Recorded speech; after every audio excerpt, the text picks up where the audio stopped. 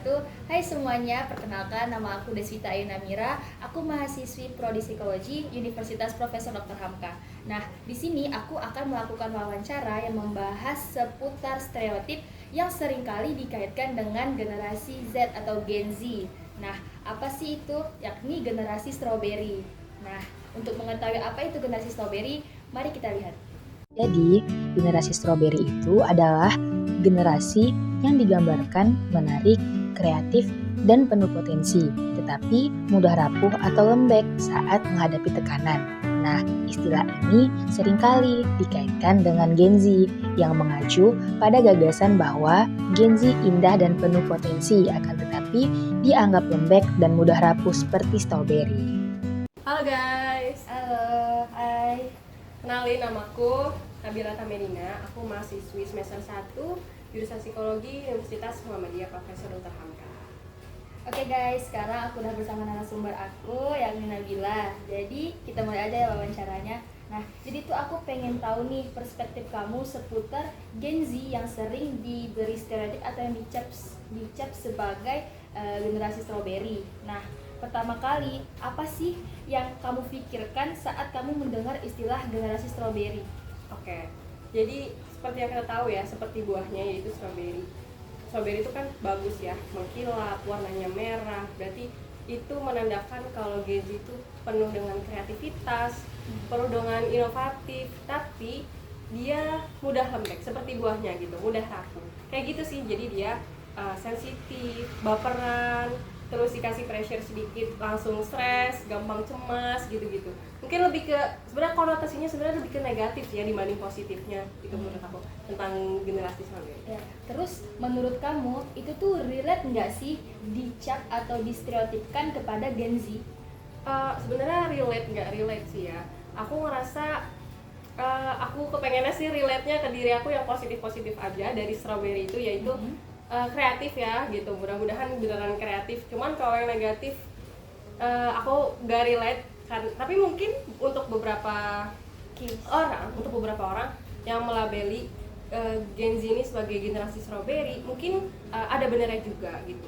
Jadi kayak mungkin karena mereka dekat banget sama teknologi, dekat banget dengan media sosial, dekat banget dengan era digital. Jadi itu sih yang ngebuat mereka tuh dilabeli sebagai strawberry gitu. Jadi generasi muda yang dilabeli sebagai generasi strawberry karena kita tuh mungkin ya lebih tergantung sama teknologi tersebut gitu.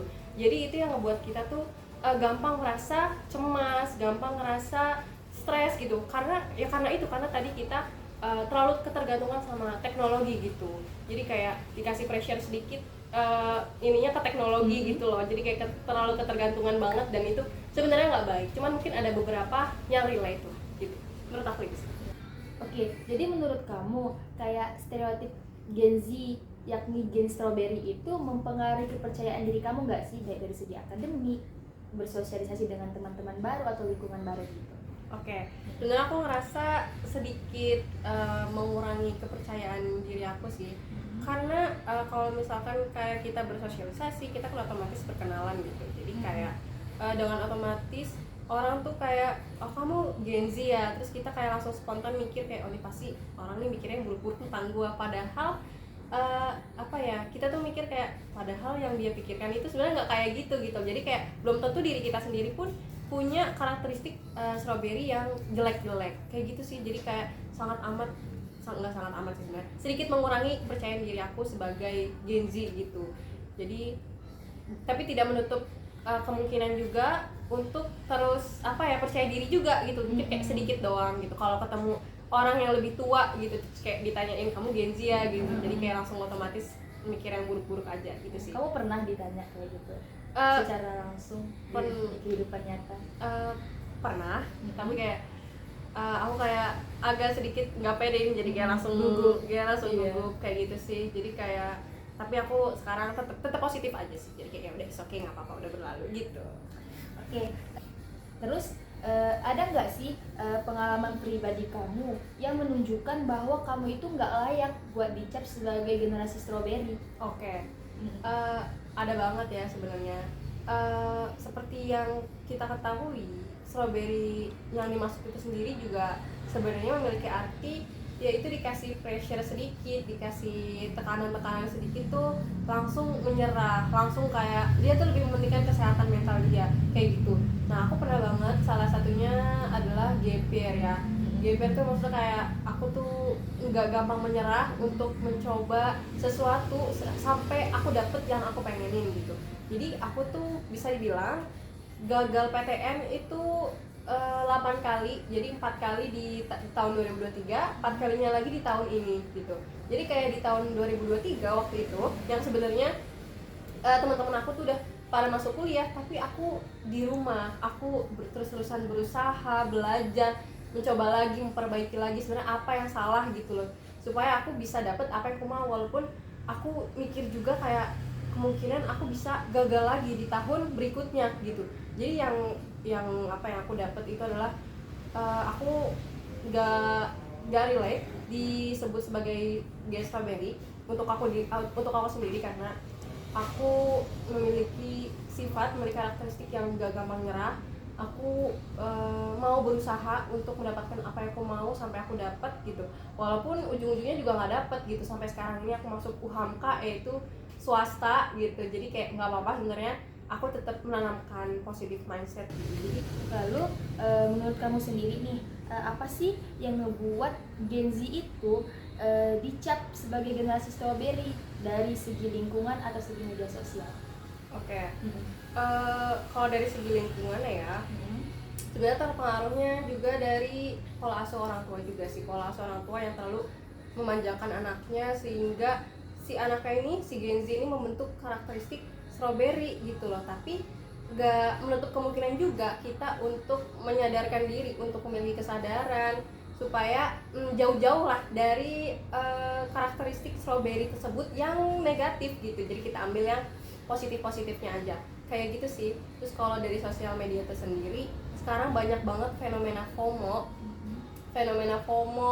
Terus kayak orang cenderung menampilkan sisi baiknya aja gitu di media sosial, sehingga yang mengalami ini seperti kayak Gen Z gitu, apa ya, jadi cenderung membandingkan diri sendiri dengan orang lain, cenderung membandingkan kehidupan diri sendiri dan orang lain gitu loh. Jadi kayak kita sendiri sebagai Gen Z harus berusaha untuk apa ya, jadi untuk stop untuk apa ya, memiliki pemikiran yang seperti itu gitu loh. Jadi kayak stop untuk membandingkan diri sendiri dengan orang lain, karena sebenarnya di media sosial itu yang terlihat cuma baik-baiknya aja gitu. Jadi penting banget untuk membatasi diri sendiri terhadap media sosial kita sih, itu menurut aku. Oke, jadi menurut kamu sendiri nih sebagai Gen Z, bagaimana sih cara menghadapi situasi yang dimana orang tuh sering ngecap kita sebagai generasi strawberry itu? Yang pertama banget adalah menurut aku tenang, terus apa ya, kita coba terus ningkatin kecerdasan emosional kita, coba kita belajar untuk mengelola emosi negatif kalau kita mendengar stereotip itu, dan apa ya, memiliki kecerdasan emosional dalam situasi apapun juga sangat amat penting banget. Jadi menurut aku Gen Z harus punya kecerdasan emosional, terus apa ya, coba untuk belajar beradaptasi dalam era teknologi ini yang bisa berubah gitu ya. Jadi kayak ya harus adaptasi, terus memiliki kreativitas juga sih menurut aku penting banget di Indonesia ini, di dunia ini. Terus abis itu apa ya, coba untuk belajar manajemen waktu dan manajemen stres gitu, karena kasus-kasus zaman sekarang itu kan kayak di apa ya, Gen Z sebagai di dunia kerja. Jadi kayak banyak banget orang bilang kalau misalkan dikasih pressure sedikit dia tuh gampang healing, masa kayak langsung stres gitu kan, dan lebih mementingkan kesehatan mental kita. Sebenarnya itu juga bagus sih, mementingkan kesehatan mental juga, tapi kayak harus tahu gitu apa yang harus kita lakukan gitu loh. Jadi harus tahu apa ya, harus tahu apa sih yang harus kita kerjakan, nah kayak gitu. Jadi kayak harus seimbang gitu, menjaga kesehatan mental dan harus tahu apa yang kita kerjakan kayak gitu sih. Jadi menurut kamu nih stereotip strawberry itu kepada Gen Z bisa nggak sih dijadiin motivasi terhadap Gen Z zaman sekarang yang apa-apa dikit ngeluh, dikit-dikit stres dan lain-lain sebagainya, atau justru malah memperburuk keadaan Gen Z zaman sekarang? Oke. Jadi menurut aku adalah bisa banget, tergantung individu, tergantung Gen Z-nya masing-masing. Jadi kita ambil yang positifnya, hilangin yang negatifnya. Jadi kalau misalkan dikatain rapuh, dikatain lembek, dikatain sensitif, dikatain stres atau depresi, ayo coba kita berusaha untuk menghilangkan hal-hal negatif itu gitu loh. Jadi cobalah kita memanajemen ya, gimana sih memanajemen kecemasan yang bagus, memanajemen stres yang bagus tuh kayak apa gitu. Jadi kayak kita harus berpikir terbuka juga gitu, jadi kita harus berusaha juga gitu untuk mencari tahu solusinya gitu loh guys. Gitu aja sih menurut aku. Oke, cukup sekian wawancara kita hari ini. Aku terima kasih banget sama Nabila udah meluangkan waktu untuk wawancara hari ini seputar stereotip generasi strawberry kepada generasi kita atau Gen Z. Nah, semoga persepsi atau wawancara kita hari ini tuh bisa membuka pandangan luas orang-orang terhadap generasi atau Gen Z ini apa sih, kayak kita tuh nggak selalu yang dicap sebagai generasi strawberry kayak gitu. Oke teman-teman, jadi segitu dulu wawancara kita hari ini. Semoga dari wawancara yang saya lakukan tadi dapat menambah wawasan teman-teman semua mengenai persepsi tentang Gen Z yang dicap sebagai generasi strawberry. Nah, teman-teman, di sini saya ingin menambahkan beberapa, yakni kesimpulan dari wawancara yang telah saya lakukan tadi. Yang pertama, bagaimana cara kita atau cara Gen Z dari persepsi Nabila tadi tentang melawan atau menjadikan stereotip strawberry tersebut sebagai motivasi untuk tetap bertumbuh dan berkembang dengan baik. Kemudian yang kedua, dari wawancara juga saya menyimpulkan bahwa kita masih banyak alasan untuk menentang atau tidak mengiyakan atau justru malah menolak stereotip yang diberikan kepada generasi kita atau Gen Z. Jadi yang pada akhirnya dari wawancara tadi saya mendapatkan bahwa responden yang saya wawancarai yakni Gen Z atau generasi Z itu, mereka tidak merasa atau tidak merasa relate dengan stereotip strawberry yang dipaparkan oleh generasi-generasi sebelumnya, dengan bagaimana mereka memaparkan argumen-argumen mereka mengenai bagaimana cara mereka tumbuh kemudian bangkit lagi dari keputusasaan yang mereka dapatkan di hidup mereka. Mungkin cukup sekian wawancara dari saya hari ini. Semoga menambah wawasan dan pandangan kepada teman-teman semua agar selalu positif dan menjalankan hidup dengan baik tanpa tekanan atau pengaruh apapun. Sekian, wassalamualaikum warahmatullahi wabarakatuh.